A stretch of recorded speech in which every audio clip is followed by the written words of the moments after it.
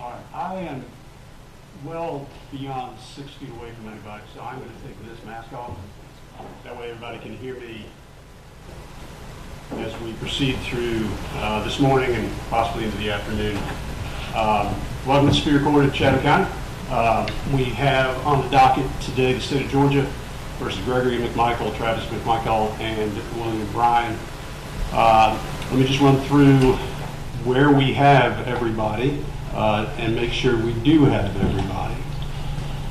At the jail, I have the defendants Travis McMichael and Gregory McMichael. We are going to first arraign those two individuals, and then we're going to do some shuffling over at the jail and bring Mr. Bryan out. We're going to arraign Mr. Bryan and then move into motions that were filed by Mr. Goff on behalf of Mr. Bryan. I have a number of different images that I'm looking at. One, I have counsel for Travis McMichael and counsel for Gregory McMichael. Can you both hear and see me? Yes. Okay. And I should have asked at the jail. Gregory McMichael and Travis McMichael, can you both hear and see me? Yes, sir. Yes, sir. Now, if at any point during these proceedings, any of the participants that are here by video conference can't hear or see me, let me know. And that's as simple as either waving your hand or at the jail letting one of the deputies know, and we want to make sure everybody hears and sees everything as we proceed. Specific to the arraignments at the jail, to the McMichaels. If at any point during the proceedings you need to speak with your lawyer, please let me know and we'll arrange a private way of doing that.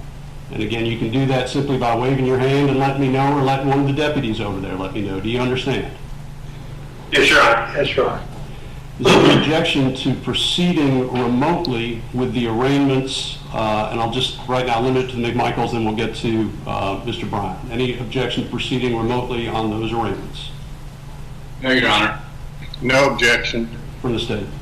No, Your Honor. And just a point of inquiry as we go forward. At our last hearing, we had permission when speaking to remove our masks since we are abiding by social distancing. Can I have the court's permission to do that? Yes. Thank you. All right. I'm going to do this in pieces. I'm certifying that pursuant to Uniform Superior Court Rule 9.2, or that we are in compliance with the Uniform Superior Court Rule 9.2 with regard to the arraignments of the McMichaels. I want to get all that sort of out of the way. Also present in the courtroom, I have the state, Mr. Evans. Yes, sir. And Miss Linda Denikoski. Denikoski.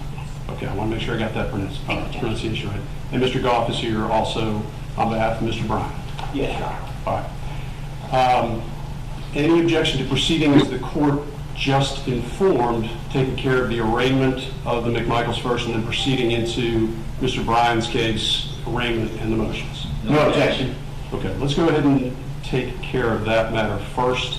I'm comfortable with the state. If you want to stay at the table, that's fine. You can use the podium if you desire. Let me pull the cases. Hold on.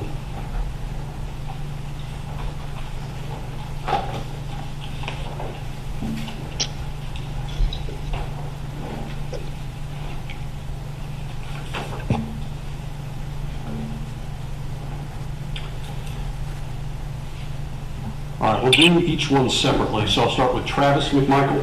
I've got State of Georgia versus Travis McMichael under case number CR 20-00433. The defendant is present remotely. As indicated, we are conducting this arraignment pursuant to Uniform Superior Court Rule 9.2. No objection to proceeding remotely. The defendant is represented by counsel who is here again by video conference. Mr. Evans. Your Honor, as noted, Travis McMichael is charged in the reference case number CR 20-00433 with multiple counts, 9 in particular. Count 1, malice murder. 2 through 5 are various versions of felony murder. Counts 6 and 7 are 2 aggravated assault counts. count 8 is false imprisonment, and finally count 9 is criminal attempt to commit a felony. I will tell the court that the state previously provided copies of this indictment to counsel for the defense. They confirmed before the beginning of these proceedings that they have that indictment with them and that they've reviewed it. They've also confirmed this morning that they're going to waive a formal reading of the indictment and inform the court. I understand that at this time they will be entering a not guilty plea. Counsel? That's correct, Your Honor. We spoke to Mr. Evans, and we do waive formal arraignment of Travis McMichael and enter a plea on his behalf of not guilty to all 9 counts. This is to Travis McMichael there at the jail. Mr. McMichael, I understand you're entering a not guilty plea. Is that correct? Yes, Your Honor. And do you have any objection to the court entering that not guilty plea on your behalf on the record? I do not, Your Honor. The clerk's instructed to go ahead and enter the not guilty plea. That being Travis McMichael, the court has before it the State of Georgia versus Greg McMichael, case number CR 20-00433 again from the state. Your Honor, in this referenced indictment CR 20-00433, Mr. Greg McMichael is charged individually and as a party to the crime, as are all 3 of the listed defendants, with the same counts for Travis McMichael. Count 1, malice murder. 2, 3, 4, and 5 are felony murders, different versions of each. Count 6 and 7 are aggravated assault counts. Count 8 is a false imprisonment count. And finally, count 9 is a criminal attempt to commit a felony. As with co-counsel for Travis McMichael, I was able to confirm prior to the proceedings this morning that defense counsel has received a copy of this indictment. They have it before them. It is my further understanding that they too wish to waive a formal reading of the indictment at this time and will likely ask the court to enter a not guilty plea on their behalf remotely. Counsel for Greg McMichael. Your Honor, all of that is correct. We do have a copy of the indictment. We waive formal reading of it and wish to enter a not guilty plea now to all 9 counts. Gregory McMichael at the jail. I understand you're entering a not guilty plea. That's correct, Your Honor. And do you have any objection to the court entering that not guilty plea upon the record? No, sir, do not. The clerk is instructed then to enter the not guilty plea on the record. With the defendants, and I'll address this with Mr. Bryan after his arraignment, with the defendants Travis McMichael and Gregory McMichael entering not guilty pleas, the court's going to enter a scheduling order. The scheduling order, and I realize that one of the challenges with this case, and I've indicated before, is that everybody is scattered across the state of Georgia and has not worked with this court. Mr. Goff has had a couple cases in Chatham County, I believe, so he may be familiar with this, but I operate under a scheduling order. And that scheduling order will provide a date for a reciprocal discovery election. It will provide a deadline for demurrers and claims of immunity. It will provide a deadline for motions. It will provide a deadline for responses to motions. There's some additional instructive language in the order itself that counsel may rely upon. Normally I put in a trial docket call date into the scheduling order. However, given the current state emergency in the state of Georgia, I am not able to do that. Particularly given the Fourth Amendment to the Supreme Court's emergency order. At this point, I'm not sure when we're going to be actually able to schedule the trial. But assuming this order is complied with, this case will be ready to be tried when we are able to get it tried. That's assuming everybody complies with the order. I'll go ahead and enter that. There will be identical dates, ultimately, for all 3 defendants. Any questions on the arraignment or the order from the state?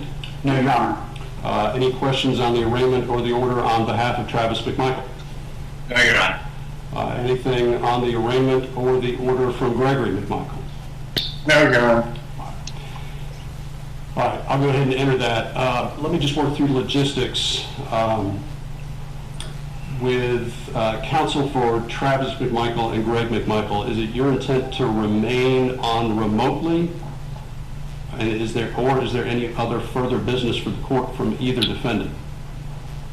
Judge, on behalf of Travis McMichael, there's no further business. We would like to mute our microphone and maybe even our video and watch the remaining of the proceedings. The court will permit that. Your Honor, on behalf of Greg McMichael, we'd like to do the same. We'll turn off our video and mute our microphone and watch. And the court will permit that also.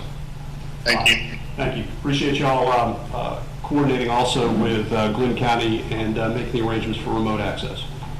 Thank you, Your Honor.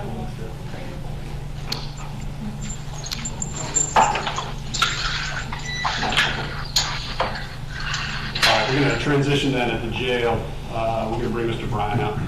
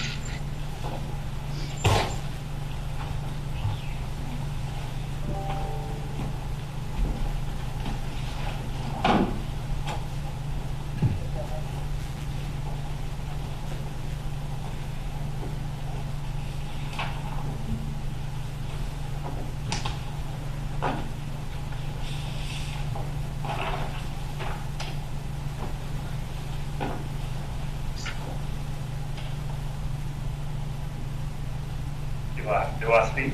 If I ask you, Where's the microphone? Up there? no, just get, tell me what.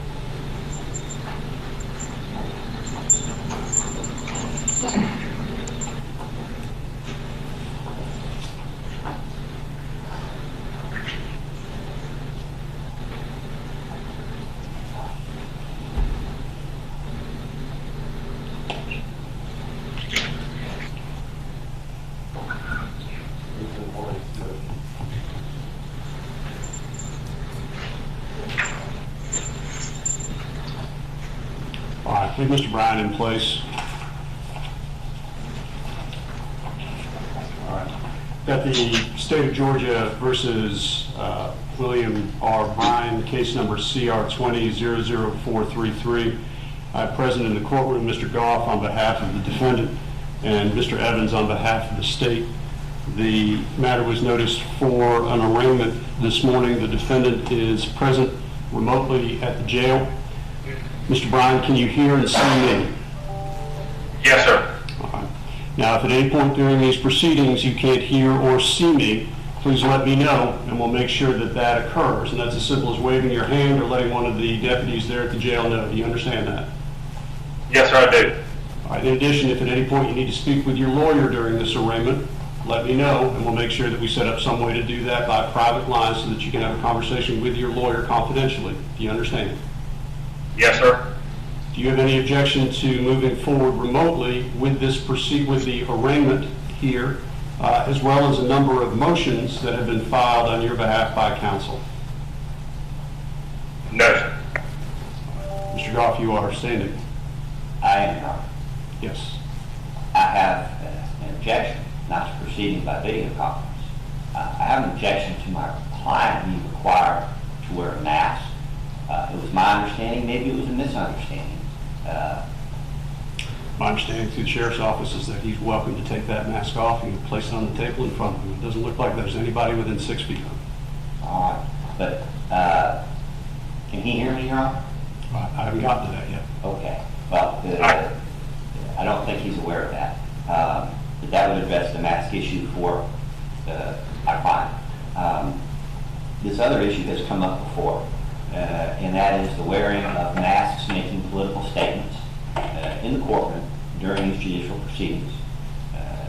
I'm not 100% sure, but I'm pretty sure that National Civil Rights Attorney Ashley Merritt is in the courtroom wearing a mask that has the words George Floyd printed prominently on it, and we object.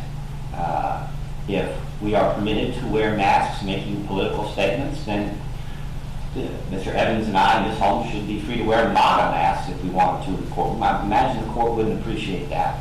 And I think that the same rules should apply in any political statements, whether on masks, lapels, bumper stickers, T-shirts, whatever people.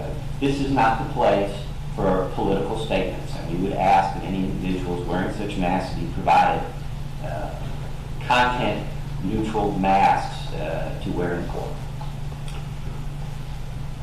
Mr. Evans.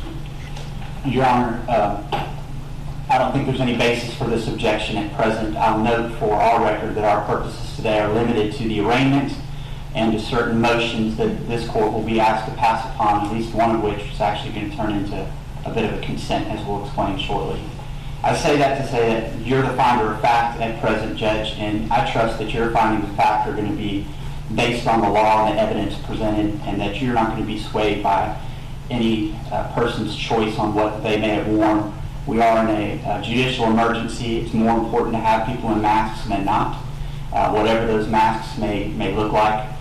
We will, of course, as the dynamics of these proceedings change and we get closer to a jury trial, talk with our witnesses and involved parties, attorneys included, about the importance of maintaining objectivity for other finders of fact. But I don't see an issue for today's proceedings, Your Honor, and we'd ask that you deny that objection. This is an open courtroom, subject to the limitations that we're dealing with because of the judicial emergency, and everyone does have, within reason, certain First Amendment rights. Final word. I'm sorry, Your Honor? So final word. Final word, Your Honor. I mean Mr. Merritt no disrespect, and when he's out in the hallway or outside for whatever events are happening after the proceedings, he can wear whatever he wants. But in this courtroom, there should not be any political statements being made, whether on a mask, on a lapel pin, on a tie, or in any other way. It undermines public confidence in the fairness and the impartiality of the proceedings. It violates my client's constitutional due process rights under Article 1, Section 1, Paragraph 1 of the Constitution of the State of Georgia, and the 5th and 14th Amendments to the United States Constitution. And with all due respect to Mr. Merritt, it's inappropriate and entirely unnecessary If rock stars can fly him here for court, somebody can buy him a 50-cent mask. That's my last word. So we're trying to get the defendant arraigned today. I didn't even notice the mask. I do notice it now. I'm more than happy to go ahead and address this issue more specifically once we get to the point where we're trying this case. This gives me a great opportunity, though, thank you, Mr. Goff, to make this statement to the lawyers present and the gallery. In the Superior Court, we strive to provide a vehicle where the defendant will receive a fair trial. It is not a place for political statements. It is not a place for outbursts. It is a place where we try to take care of very serious business. And in this particular case, some of the most serious business that we can address, which is a charge of murder. I am not one for games. And I'm not one for wasting time on matters that, although in a way important, distract from the business before the court. Again, I didn't even notice that mask. But if it's some, and I'm going to overrule the objection, but I will instruct counsel and generally to the gallery. If anything in this court becomes disruptive, it is the court's position that disruption will be dealt with. Again, this is not a place to make a statement. We do not have a jury before the court. I am comfortable with the fact that I will be able to arraign the defendant and hear the motions that are before the court without being influenced by a face mask. But if we have to address it at some point where we have a separate finder of fact, we'll go ahead and do so, because I do understand the concern. I do not see masks as being a political statement. As far as this court is concerned, I've come down from Chatham County. I've been wearing a mask in the back. I wore a mask when I took the bench because the public health guidelines in this particular community indicate that we are to do so within this courthouse. And I'm going to comply with those public health guidelines. And that is all that we are asking the lawyers and those that are in this courthouse to do is comply with public health guidelines for this particular community. So that is overruled. Mr. Goff, anything further before we get started? I still need to confirm that your client can hear and see everything, though. Yes, that would be good. Thank you, Your Honor. Mr. Bryan, I just want to make sure you can hear and see me. There was some activity that just occurred with regard to an objection. Can you hear and see both of the lawyers that are involved in this case, both Mr. Goff, your counsel, and Mr. Evans with the state? I can see all three of them, yes. Okay. Can you hear all three? Yes, yes. Now, if at any point during the proceedings you can't hear or see any of the lawyers or me, please let me know and we'll make sure that that gets addressed as quickly and as well as possible. Do you understand? Yes, sir, I do. And I think I've said this, but if at any point during the proceedings you need to speak with Mr. Goff, you're welcome to do so. You need to just let me know or let one of the deputies know. Do you understand that? Yes, sir. The court is certifying that this arraignment and the proceedings that are to follow the motions specifically that have been noticed for today are occurring in compliance with Uniform Superior Court Rule 9.2, and we are ready to proceed by video conference. Mr. Evans, on the order. Your Honor, this defendant, as noted by the court, is charged with certain offenses, including murder, in indictment CR 2000433. He is charged in count 1 with malice murder. Counts 2 through 5 are varying counts of felony murder. Counts 6 and 7 are aggravated assault counts. Count 8 is a false imprisonment count. And finally, count 9 is a criminal attempt to commit a felony count, that being false imprisonment. He is charged individually and as party to the crime with 2 co-indictees who he just arraigned as well while he was out of the room. I have provided a copy of this to defense counsel, and he's confirming now that he has a copy of that. Are you waiving a formal reading of the indictment, Mr. Goff? Your Honor, we waive formal reading of the indictment. We waive formal arraignment, prepared to enter a plea of not guilty at this time. Our practice here is to ask for 10 days to file motions. In this particular case, most of Mr. Bryan's motions have already been filed, and 10 days should be sufficient time to file what remains. With the, well, Mr. Bryan, I understand you're entering a not guilty plea, is that correct? That is correct. Do you have any objection to the court entering that not guilty plea upon the record? No, sir. All right, the clerk is instructed then to enter the not guilty plea upon the record. Mr. Bryan, specifically, and I'll go back over this with counsel, this court's practice, and again, we're sitting here before this court, is to enter pretrial scheduling orders, which will be the operative orders in the case. And those pretrial scheduling orders provide discovery deadlines and motion deadlines, and usually will provide a trial docket call date. However, given the current state of emergency, the court is not able to provide a trial docket call date. But we will do so and amend that scheduling order as quickly as we are given the authority to do so. That is going to be the operative order in the case, and you'll see that the order itself specifically indicates that it overrules the statute itself. Your Honor, I know the court will enter a scheduling order. In my experience in the past, the court generally doesn't further confer with counsel after arraignment about the scheduling order in advance of issuing it. I did want to bring several matters to the court's attention. And this is the first time that we've all been together since this case started. First of all, as the court is aware, my client has statutory, constitutional, speedy trial demands in this case. I've only seen a constitutional speedy trial demand. Have you filed a statutory demand? I've prepared it. If I haven't filed it, we'll have it filed by the end of the day. I understand that there's a judicial order purporting to suspend the defendant's federal constitutional speedy trial rights. We'll have to see what that means, but those demands are there. The other defendants, to my knowledge, have not made such requests.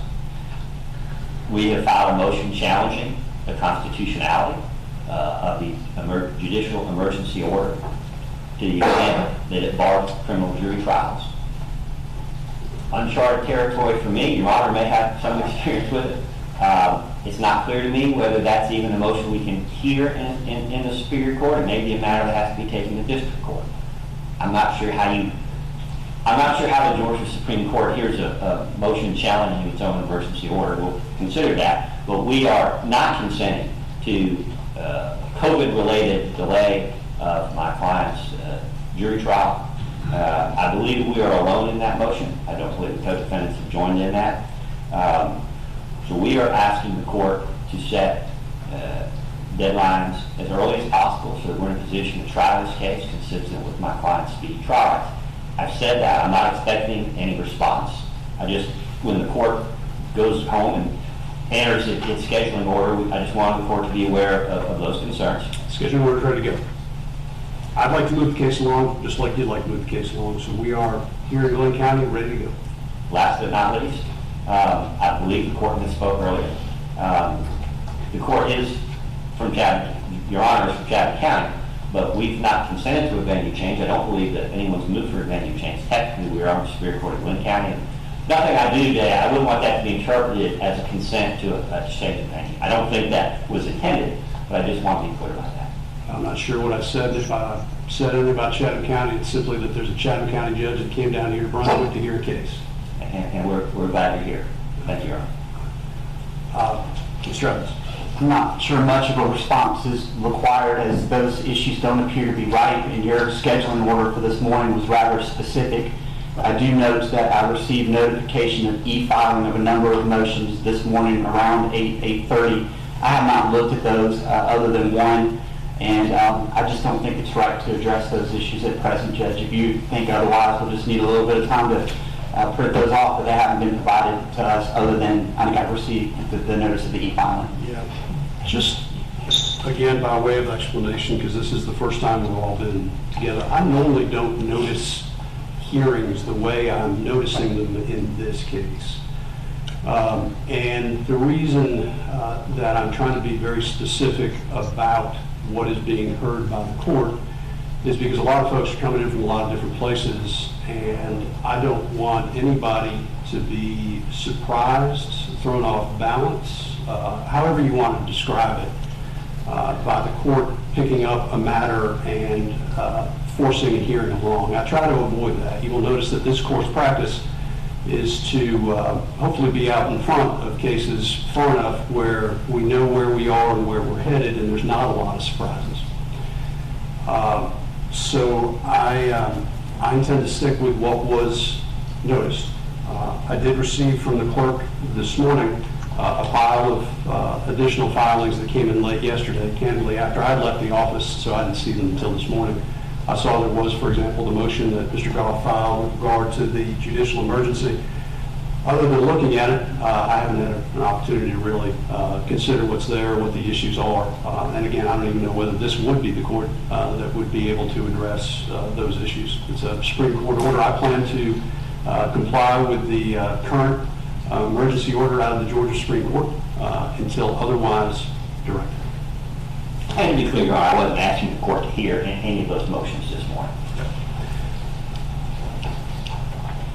All right, so the court will enter the schedule order and execute here today. We'll get it filed by the time the court is recessed for the day.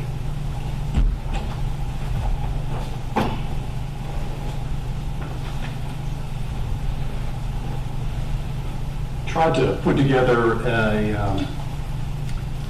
a logical way of hearing the remaining motions that were before the court, and I'm not sure there's a way to do that without either extending some issues or probably not saying that very artfully. The bottom line is this: I've written down the remaining motions that the court has to hear. What I wrote down that I would hear second is the motion to strike the appointment of Ms. Holmes. But before I get to that, I had received a motion to intervene on the motion for relief from prejudicial and inflammatory statements. The court entered an order granting the intervention. To be clear, on the record, there were no objections from the state or any of the defense teams to the intervention itself. So that order was entered. I don't believe I have any appearances, and just to make sure, no appearances from the intervener. So I'm not sure whether that's a matter we can address before we get into more evidentiary matters. I can explain. I believe we've come to terms on that subject of that motion, and we explained that to counsel for that Atlanta firm yesterday. They're on standby and I have their cell phone, so whenever you deem it appropriate, Judge, we can talk about the specifics of that order and what terms we've come to. I would just assume we get that out of the way and let the folks in Atlanta go on about their day. Well, and that's what I don't want to hold people for too long. So if we can address that, it sounds like there may be some sort of consent, or I say consent, a proposal to the court. Why don't we go ahead and address that then? Sure, Judge. This involves a motion that was filed by the defense, and it involves a motion essentially for a gag order on certain third parties, essentially. Gag order has been the experience from this prosecutor that often media gets their attorneys involved, which is what we have here.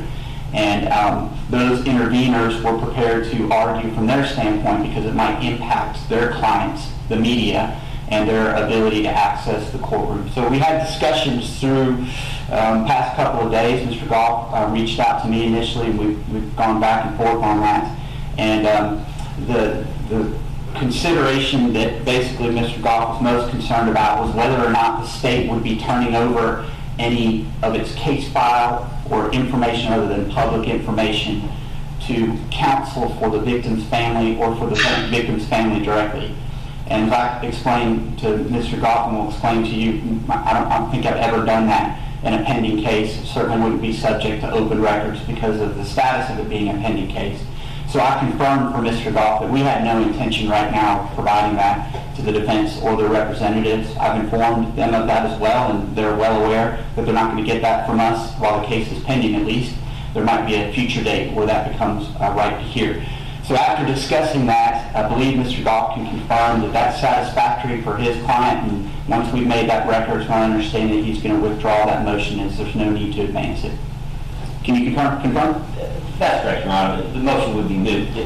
To be fair, it's not really a gag motion. It's a motion trying to restrict the flow of information out so third parties are not conduits. The state has represented that that's not going to take place, and we're satisfied with that. And given that there aren't going to be any dissemination or disclosure of evidence in this case, there's no reason for the district attorney's office to have to log communications that don't take place. That would be a useless formality. So we will abandon and withdraw that motion based on the representation of the state. Now, if things should change, then we're going to have to come back and revisit. But the things that led to that motion being filed some time ago seem to have abated on their own. So we're in agreement with the state on that. Okay. So as I understand it then, for the record, as of this time, that motion has been abandoned with the reservation of the right to bring the issues back if in fact something occurs within the case that would make it relevant or appropriate.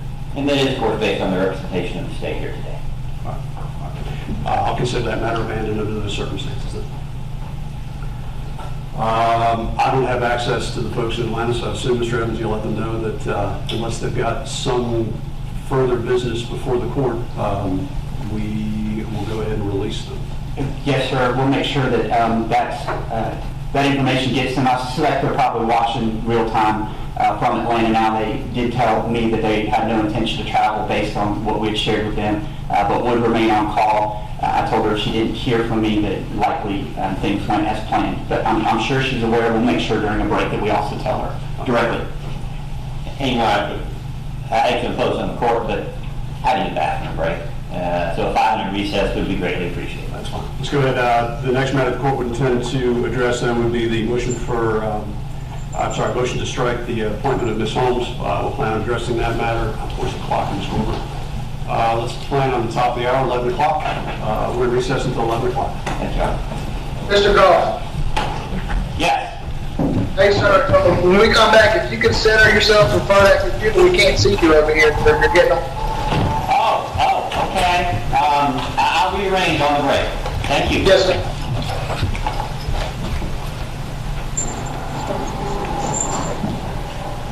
Yes, sir.